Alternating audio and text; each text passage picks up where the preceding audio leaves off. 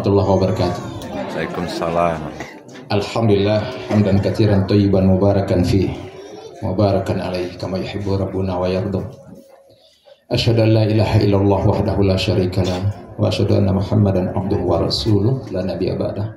Allahumma shalli ala Muhammad wa ala alihi wa sahbihi ajma'in. Al-Mukarram, para al-mukarramun, keluarga besar dari kedua belah pihak, almarhum Bapak Soekarno beserta Ibu, almarhum Bapak Ahmad Bara, dan mobil khusus abang saya, Abang Nasaruddin Ratuloli beserta Kakak Aida Subaidah, para kepala suku Ratuloli, Mua, dan Bunga Lolong, Sina, keluarga besar Palembang, keluarga besar Ciwaru, wabil khusus Bapak RW yang hadir bersama kita. Apa kabar semuanya? Berarti ini orang-orang Sunda semua, maka saya harus tanya. Kumaha damang sadayana? Sampurasun. Alhamdulillah, ini orang Sunda semua ternyata ya, sudah bisa. Apa yang ingin kita sampaikan hari ini? Kita ingin mengoreksi, berkaca kepada siapa kita ini semuanya. Ada, kalau perempuan harus melihat yang 5 dari laki-laki, kalau yang laki-laki harus melihat 6 daripada perempuan. Itu menurut Imam Al-Ghazali. Yang pertama, laki-laki yang cakep itu, yang ganteng itu, yang hebat itu adalah yang tidak qaliluddin, yang agamanya tidak kurang. Walaupun kurang tapi dia terus menambah. Jadi dia tidak jatuhnya qaliluddin, agamanya tidak sedikit tapi terus bertambah baik. Karena dalam agama begitu. Wa man yuridillahu bi khairin yufaqihu fid din. Barang siapa yang Allah inginkan dia menjadi baik, Allah mudahkan dia untuk mengaji, memahami agamanya. Ya. Kemudian yang kedua adalah orang yang tidak qalilul adab. Yusuf ini kalau di Flores dia nikah dengan Laila, keluarga Laila namanya Opulake. Itu seperti raja. Jadi apa kata Ustadz Robi nanti, Yusuf harus ikut itu kalau di Flores. Saya untung nikah di sini, kalau nikah di Flores saya harus tunduk ke seluruh paman-paman saya. 2 lagi paman saya itu. Ya, saya harus tunduk. Apa dia bilang saya nggak boleh bantah. Nah itu jadi mereka seperti raja, keluarga perempuan itu. Disitulah pentingnya adab. Ya, adab ini yang membedakan kita dengan makhluk-makhluk lainnya. Makhluk lain nggak punya adab kecuali manusia. Kemudian yang ketiga adalah yang tidak bakhil, yang tidak pelit. Ada bahasa Flores itu, orang pelit itu disebut dengan pegung wai tetik hala. Itu artinya memegang air. Memegang air saya tidak menetes. Itu tandanya orang yang sangat pelit. Orang pelit itu jangankan manusia, kucing aja nggak suka. Mana ada kucing pernah datang ke rumah orang-orang pelit? Hanya orang suka kasih makan saja dia datang. Itu kucing aja nggak suka sama orang pelit, apalagi manusia. Saya lupa menyapa salah sahabat saya itu sebenarnya, Ustadz Soehardi. Tadi lupa saya. Ustadz Soehardi ini adalah orang yang paling ganteng di rumahnya. Nggak ada lawan lagi. Ya. Jadi saya dengan beliau ini selalu melengkapi. Beliau sama-sama pengasuh saya di sini.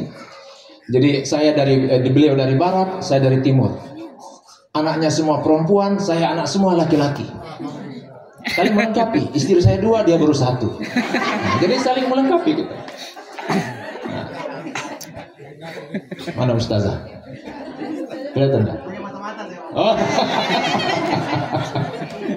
Jadi saling melengkapi kita. Ya. Suaranya kalau sholat bagus. Saya ya di bawah standar lah. Saya dengan anak saya A1 ya. 14, 12, 13. Kecuali Rais ya. Nah, itu dah master lah. Itu tadi ya. Jadi bakhil. Yang keempat, sayyi'atul mizah wal ghadab. Suami yang laki-laki yang tidak perlu kalian pilih, cewek-cewek di belakang tuh, Lutfia, Adisti, siapa nih? Rodia, Sania, siapa lagi? Imoy, ya. Adalah yang bercandanya jelek-jelek dan suka marah. Cari yang romantis kayak saya nih. Nah. Ya, jadi temperamental itu membuat kalian stres. Maka harus pintar-pintar memilih. Cari suami itu yang kayak Ustadz Ik lah, mana Ustadz Ik, ini suka guyon ya, jadi santai, tidak cepat marah, tidak ada UFO di rumah, atau UFO piring terbang ya, pintu bergelebuk gitu ya, nggak ada gitu, insya Allah ya. Kemudian yang terakhir itu adalah sudah selesai itu ya, yang kelima. Kemudian sekarang kita ke perempuan. Perempuan seperti apa yang nggak boleh dipilih? Satu, an-nanah, perempuan yang suka mengeluh. Kalau bahasa Flores, saya sikot ambrara. Ini belakang juga kot ambrara juga. Ya perempuan yang suka mengeluh. Apa aja dia keluhkan? Nggak ada uang ngeluh, ya. Nah, terus apa lagi? Ya. Jadi suka mengeluh. Fatimah Nabi Muhammad punya anak itu, ini logat Flores. Jadi Fatimah Nabi Muhammad punya anak. Itu pernah satu kali dia mau mengadukan kepada suaminya Ali bin Abi Thalib. Ngali mampuar enggo karena bekawai terus. Jadi tangannya sakit kasar karena selalu menimba air. Mengadu kepada suami. Suami bilang, ayo kita ngomong ke ayahanda Rasulullah. Mungkin ada solusi untuk kita. Maka datang ke Rasulullah, minta pembantu supaya bisa meringankan beban rumah tangganya Fatimah. Tapi apa kata Rasulullah? Pulang, karena khidmahmu kepada suami, bekerjamu itu adalah jihadmu, itu adalah surgamu. Kalau kamu capek, cukup mengucapkan subhanallah walhamdulillah wala ilaha illallah wallahu akbar. Jadi kalau sudah mau mengeluh, perempuan ingat itu subhanallah walhamdulillah wala ilaha illallah. Mengeluh saja. Dia merasa gak enak, doi take subhanallah walhamdulillah wala ilaha illallah. Gak ada uang, tetap senyum. Indah sama Mila, nanti kalau nikah sama suami tetap senyum. Gak ada uang, tetap senyum. Walaupun berharap, senyum. Saya tahu tuh kalau uang gak ada itu susah kita senyum sebenarnya. Tetap senyum sama suami. Ya. Nah, jadi jangan cepat mengeluh.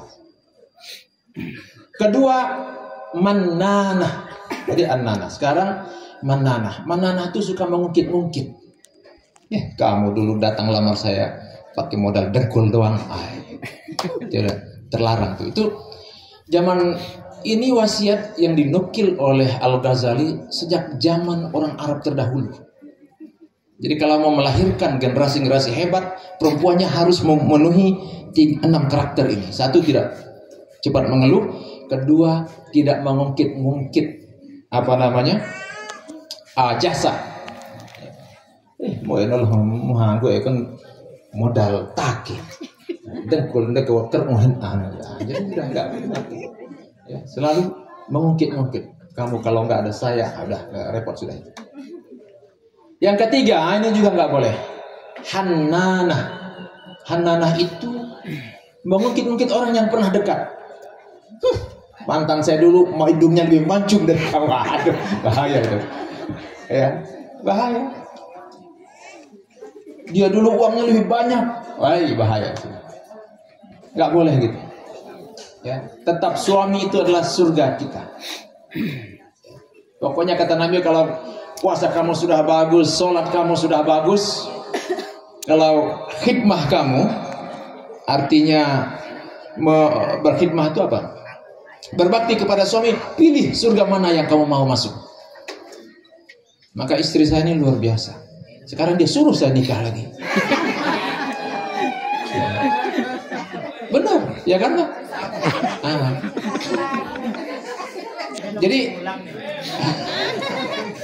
Perempuan-perempuan dahulu itu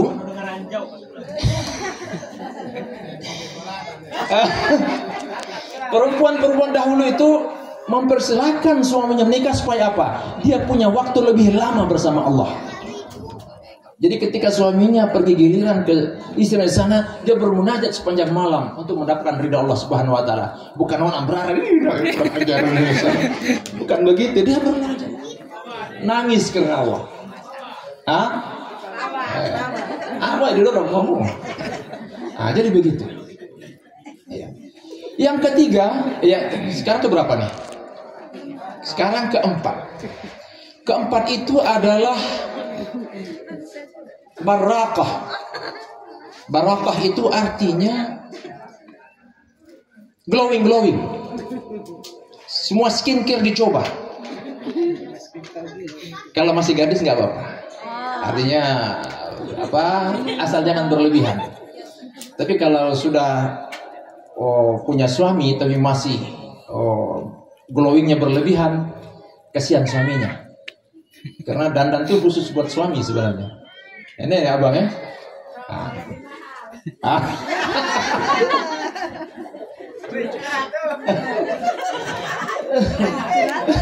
Curhat ya Bang Masud. Kemudian setelah barakah adanya haddaqah. Haddaqah itu artinya perempuan yang tidak bisa membedakan mana kebutuhan, mana keinginan. Pokoknya doi nom borong. Ya masuk mall semuanya dibeli. Padahal kadang-kadang nggak dia butuh. Hanya karena ingin.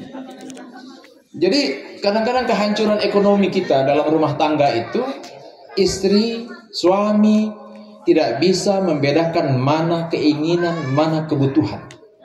Ada keluarga, ada tetangga beli kulkas, anti dikot ambrarago. Pasti kredit itu. Kita juga beli. Nah, ada orang punya motor baru, nah, dia sakit perut gitu. Nah, jadi dah Abang Mas'ud. Kemudian yang terakhir adalah syadaqah. Syadaqah itu artinya cerewet. Ya. Perempuan cerewet nggak apa-apa, tapi kalau semua dikomentarin, itu repot itu. Ya. Nah, jadi kecuali bini bunga lolong, itu mereka memang sudah anugerah Allah dari sana. Nah, jadi mereka memang care sama suami begitu cintanya, ya. Dah Kaisar ya. Jadi mereka care. Ya, adik-adik saya itu semua tuh begitu. Sama suami itu bukan banyak omong, tapi saking care-nya itu begitu. Ya. Dan mereka rata-rata yang menikah sama marga bunga lolong orang bermazhab monogami semua. Ya istri hanya satu saja karena belum nikah sudah diancam. Jadi belum nikah sudah diancam. Jadi mereka rata-rata takut semua. Itu tadi ya yang terakhir. Tapi yang terakhir ini saya ingin pesan kepada keponakan saya Yusuf. Yusuf ini kalau sekilas persis orang India, ya, Khan. Ya Yusuf Khan. Ya. Yusuf, bahagiakanlah dengan 4 hal seperti pesan Nabi. Saya kemarin di Tasik itu saya sampaikan begitu. Arba'un minas sa'adah, 4 dari kebahagiaan. Yang pertama adalah solehahkanlah si Laila.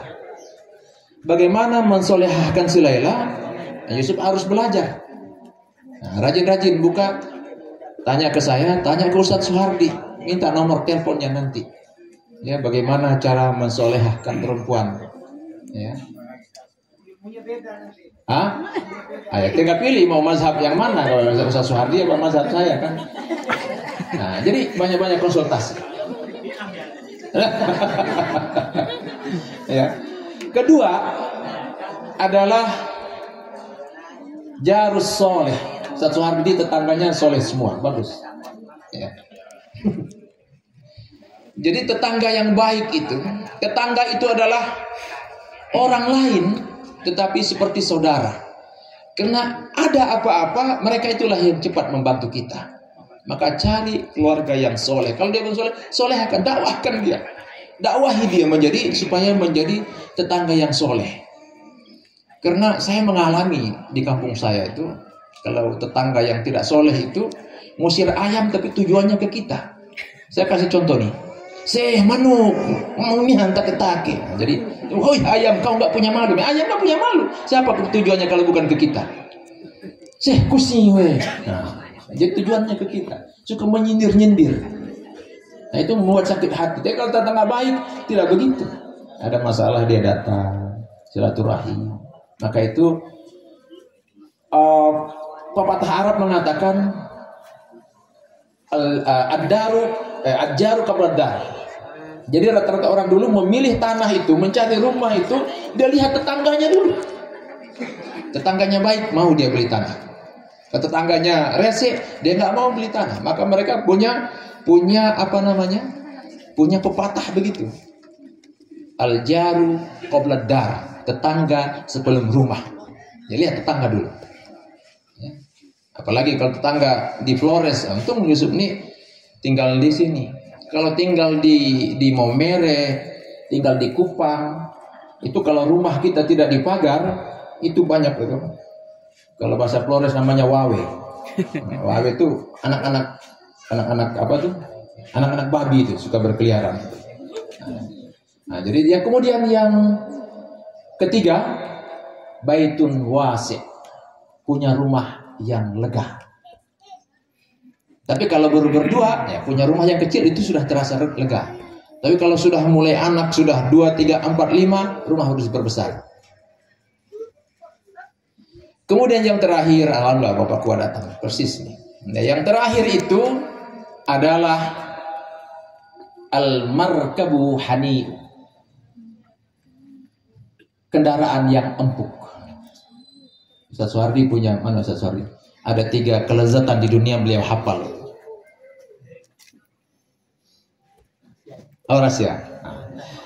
Oh, ya. Jadi punya kendaraan. Jadi semiskin-miskin orang zaman dahulu, dia punya kendaraan. Ada kuda, ada onta. Jadi kalau kita sampai hari ini punya, mohon maaf ya, motor juga nggak punya. Ya, tuh sepeda nggak punya. Nah, kita hidup kasihan lah ya. Harus punya kendaraan. Dan insya Allah Yusuf bisa menyiapkan kendaraan nanti. Itu pesan Nabi, bukan pesan saya tuh.